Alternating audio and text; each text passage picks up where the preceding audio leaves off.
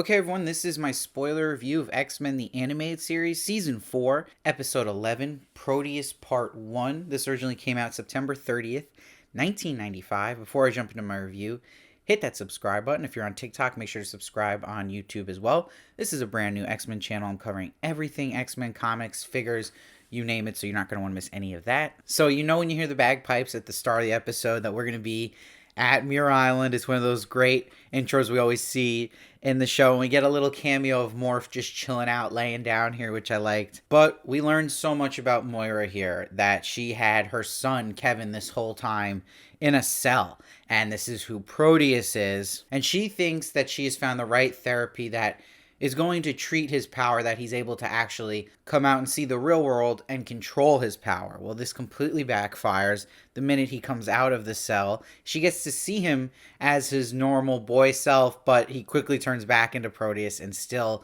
is acting like a complete child. And not only acting like a child, even at 17, they explain, but because he hasn't seen the real world. So he's reacting to things in an unreasonable way, and he's still going to have to deal with in this episode what she was worried about, with people seeing him as a monster, not understanding him. But because we learn more about Moira, we also learn a lot about Charles Xavier. So we get this flashback when they first were a couple and he proposes to her and they get married. But what happens is when he's fighting in the war, he gets a note from Moira with the ring sent back to him. She says she fell in love with someone else and is already marrying them. It's like, wow, Moira. So it makes sense why Charles would fall then for the nurse, Amelia, so it's a good rebound for Charles. But quickly, Moira and Joe then divorce. As we see, she already had the child, who is Kevin. But what this episode does with that, does a good job at keeping a little mystery about, you're thinking, is Kevin really this man Joe's son, or is he Charles' son? So you're not sure yet how the animated series is going to handle that. So it's a good mystery to put into a part one of a two-part story. And it's just funny, again, seeing that scene where Charles first meets Sean Cassidy, aka Banshee. Now he's with Moira. So you see Moira has had a lot of relationships here, and Charles is doing his best to be civil. Now, what's cool about Proteus is he can actually change the physical world around him just by thinking it, and he's also telepathic, and he also can just take over people's bodies and control them. Throughout this episode, the animation of his effects and what he does to people are awesome, and they do justice to the comic version of Proteus, but what doesn't do justice to the comic version of Proteus is how he looks visually.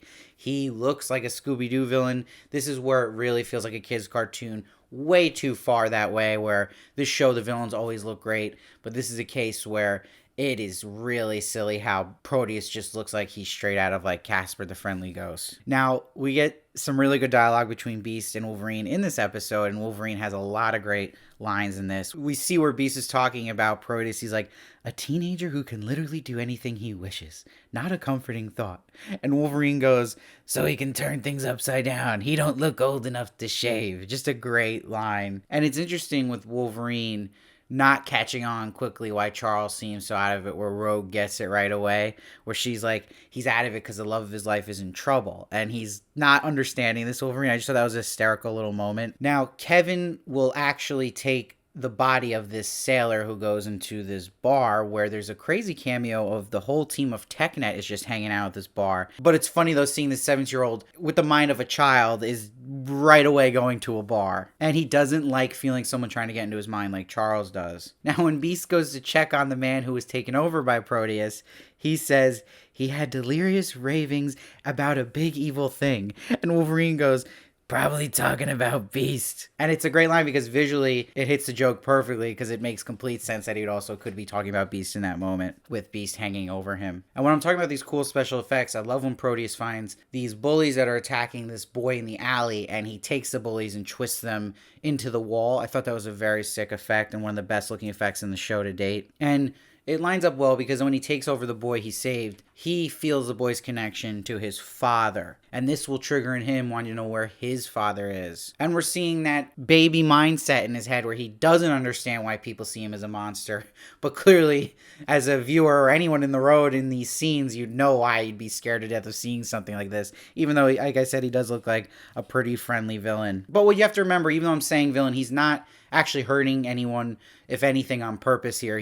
We've just seen him protect somebody in the alleyway. He doesn't understand why people are running from him. And what's even sadder is he doesn't recognize his father on the TV, who was a big shot Secretary of the State now. And Wolverine has a great line when the X-Men are looking for him where he says, "How hard can it be to find one testosterone-driven kid?" Like, he really saves a lot of these episodes with his lines. And I love visually Beast just has his night coat and hat on. And Wolverine again, great line where Charles says, "We need to reason with him," talking about Proteus. And Wolverine's like, "Or we need to take him out. I know the kid's mixed up, but it's time for some tough love." And he says this in front of his mother, Moira, who they don't know she is his mother yet, but she's just like, okay, let me call the lab. It's just like horrified by Wolverine's reaction. What's interesting is she actually calls Joe and tells him Kevin is out and that he's going to be in danger because Kevin, aka Proteus, is coming for him. But Joe is just like, "Put him back in." And he's like, "I got an election." And Moira's like, "Well, you can talk to the boy." And Joe says, "Even after what I did to him," so it's leading to a good mystery again about what happened there, what happened to his son and what did he do to him. Now, Proteus shows up to the X-Men on this green wave he loves to ride with his serious daddy issues. And this is where Moira revealed to everybody it's her son.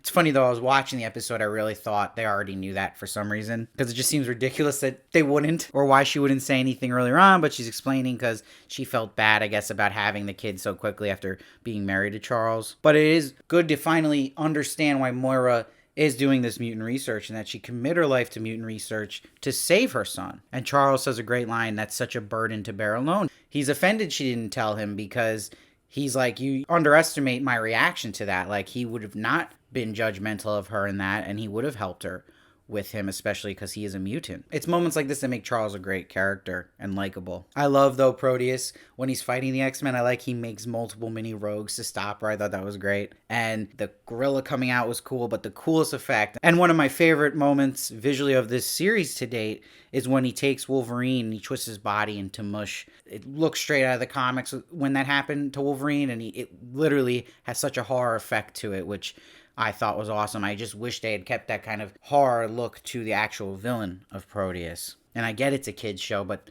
they haven't shied away with that from the other villains. So the cliffhanger here is he's going to find his dad, which was set up this whole episode.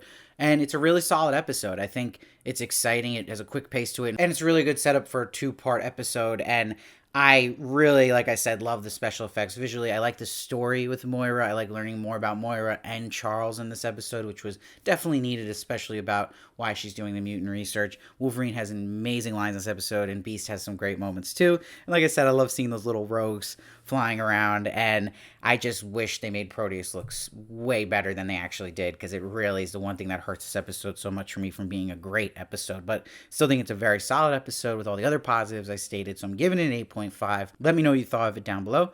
I read every comment. I try to respond as many as I can. Hit that sub button so you don't miss one of my reviews of X-Men the Animated Series, and I'll see you next time.